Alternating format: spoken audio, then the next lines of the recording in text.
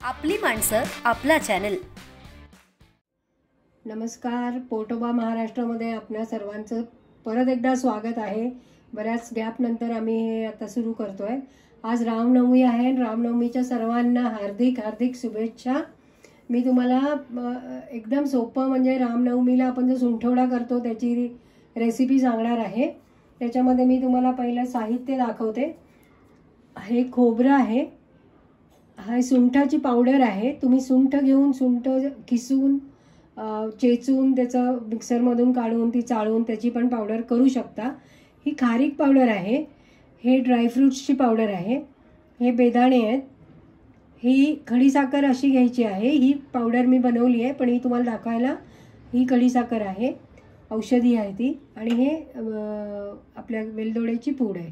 तर आता आपण हे सगळं मिक्स करणार आहोत आणि याचा सुंठवडा बनवणार आहोत। आणि आज श्रीराम प्रभूंना आपण याचा प्रसाद नैवेद्य दाखवणार आहोत आणि तो प्रसाद म्हणून आपण सर्वांना वाटणार आहोत। तर आता पुढची प्रोसेस मी तुम्हाला दाखवते। मी हा बाउल घेतलेला आहे। इथे या बाउलमध्ये आपण हे सगळं मिक्स करायचं आहे। सगळ्यात पहिल्यांदा खोबरं घालायचं। कोण कोण खोबरं भाजून घालतं, पण तुम्ही भाजून नाही घातलं तरी चालतं। हा सुंठवडा आहे, सुंठची पावडर आहे ती घालते। त्याच्यानंतर ही खारीक पावडर आहे। मी खारीक पावडर घालते। कोण कोण लोक ऑप्शन करतात, घालत नाहीत। नाही घातली तरी चालते, तुमचा ऑप्शन आहे। त्याच्यानंतर ही ड्रायफ्रुट्सची पावडर आहे। थोडंसं भरडं ड्रायफ्रूट हे करायचं म्हणजे ते सगळं छान खाताना चांगलं लागतं। त्याच्यानंतर हे बेदाणे आहेत जे मी टाकते याच्यामध्ये। याला वेगळे वेगळे लोक काही काही किसमिस म्हणतात, काही आणखी काही म्हणतात। ही वेलदोड्याची पावडर आहे आणि ही साखर आहे जिची मी पिठी साखर बनवून घेतली। हे सगळं आपण मिक्स करायचं आणि हा आज आपण नैवेद्य श्रीराम प्रभूंना दाखवायचा आहे।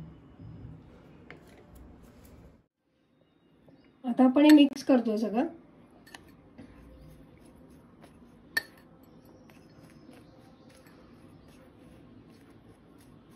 आणि हा सुंठवडा आपला तयार झालेला आहे आणि हा आपण श्रीराम प्रभूंना नैवेद्य म्हणून दाखवणार आहोत।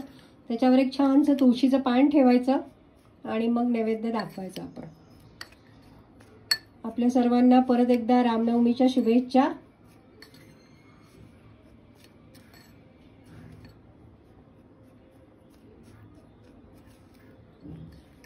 तुम्ही सर्वांनी हे व्हिडिओ बघून लाईक, शेअर, सबस्क्राईब करा।